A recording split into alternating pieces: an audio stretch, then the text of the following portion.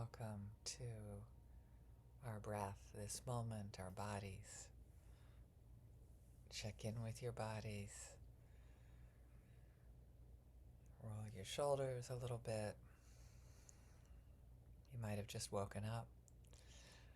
Or it might be the end of your day. Wherever you are in your day, draw a little circle with your nose and then make that circle bigger. And then go around in the other direction. Because maybe you've been awake all day and you haven't checked in with your neck recently. And now it's important to give some compassion to your neck, your shoulders, your chest. Feel a sense of spaciousness in your chest. Give your hips a little two to the left, two to the right. Rotate your wrists, that's what they're called. Rotate your ankles, which is a little bit more challenging when you're sitting down. Now scrunch your toes together. And now stop. And feel all the sensations in your body.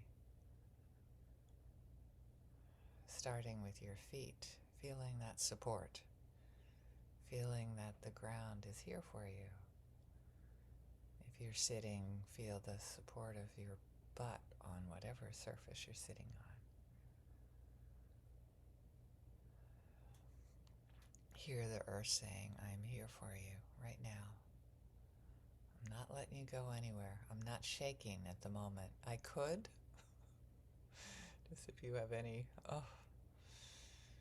sense of how terrifying that is and can be. And right now, in this moment, the earth is solid. Maybe I'm leaning back, feeling that support.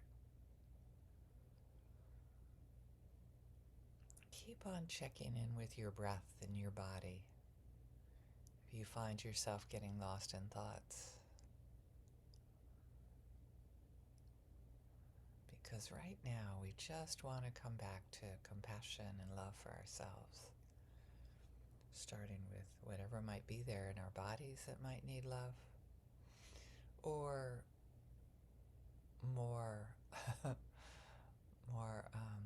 as what the theme for this recording, this meditation today, is what keeps us awake at night. What wakes us up and, oh my God, did I say that? Am I going to have to say something? Am I going to be received? There we go, with the love that I give. People can be able to see this beaming love in every interaction today, in every eye contact that I have with people today.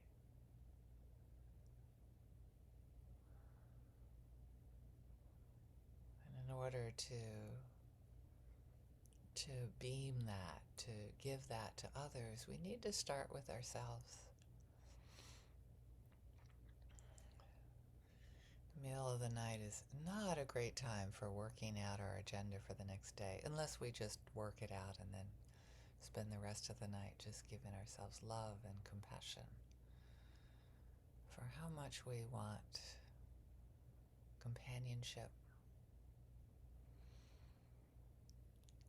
how much we want to belong, right? We want people to get us, to love us, to understand us. And you know there's another hand. There's always another hand. And to be authentic. To be able to show up in our realness, in our wholeness. And sometimes it seems like they're like opposed to each other. Like if I'm authentic, people won't get me or love me or something like that.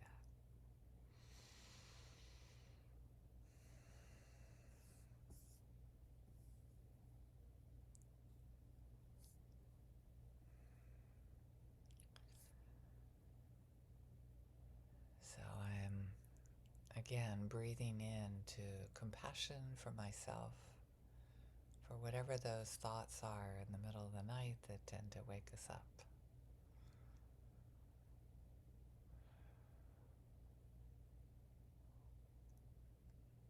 If you were like me, sometimes I sleep through the night, other times I've got stuff going on.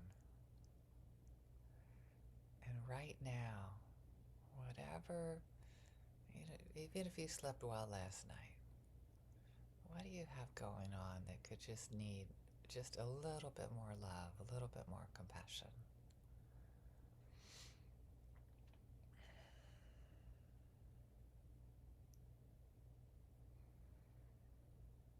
Keep breathing in and breathing out.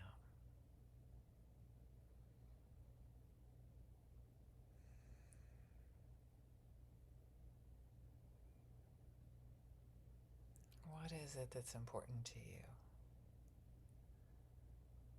And if it's efficiency, if it's having all your ducks in a row, ask yourself,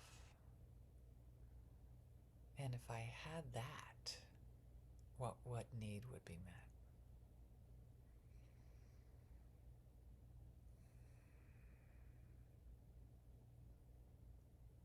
So many times, right?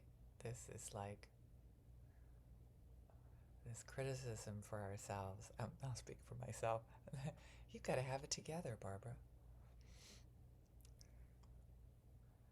Um, and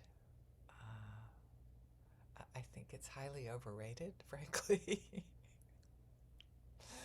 um, I think being authentic is really, really important. I mean, having some structure so that people have a sense of safety is really important too if you are in a professional position. And being authentic, belonging to yourself, trusting that however you show up, you will not, under any circumstances, abandon yourself. You will come back to your breath. You will come back to your body. When in doubt, come back to your breath. Come back to your body.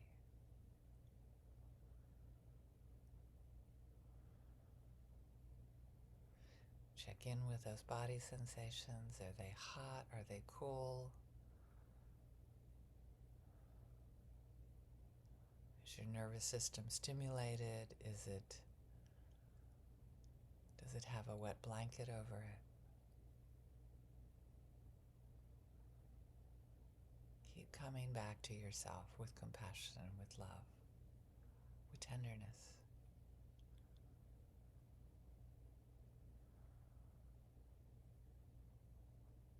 With the light and brilliance and love that you have to offer to the world.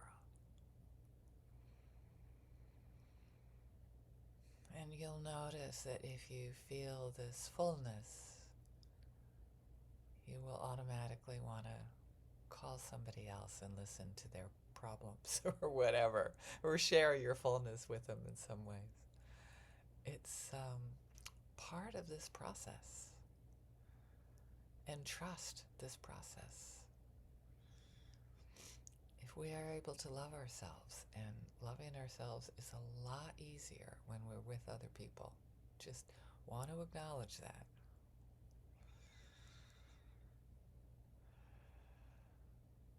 Just keep on coming back to filling yourself up and then making that phone call to someone who you know needs a little bit of extra something.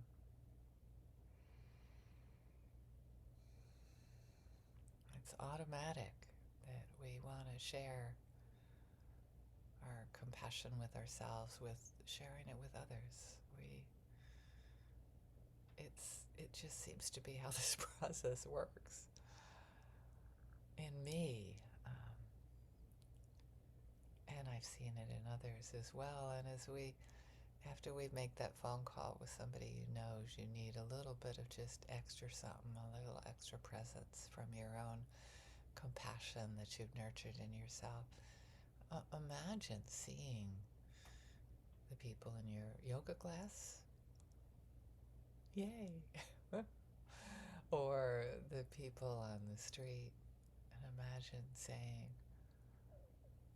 you too are beloved exactly as you are. You belong as you are, right? That sort of that idea that if we're ourselves, we don't belong. That's like, try to let go of that thought, or at least acknowledge it.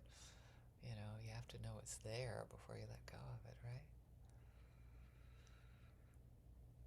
So now we're sort of smiling at people that are their goofy, amazing selves. Oh, I'm tearing up. That's sweet. Just imagining loving strangers, letting the abundance in me spill out to people that I don't know that I love yet. And then, of course, then there's those other people that I really don't know I love yet, because it's attached on to them loving me first. It's like, oh, that's a very sad thing to attach to. Possibility of letting go of that. Loving difficult people, even though they may not realize they love you yet. And then expanding it out to all beings in the world. May they all benefit from our practice. Experiencing holding ourselves during those difficult nights.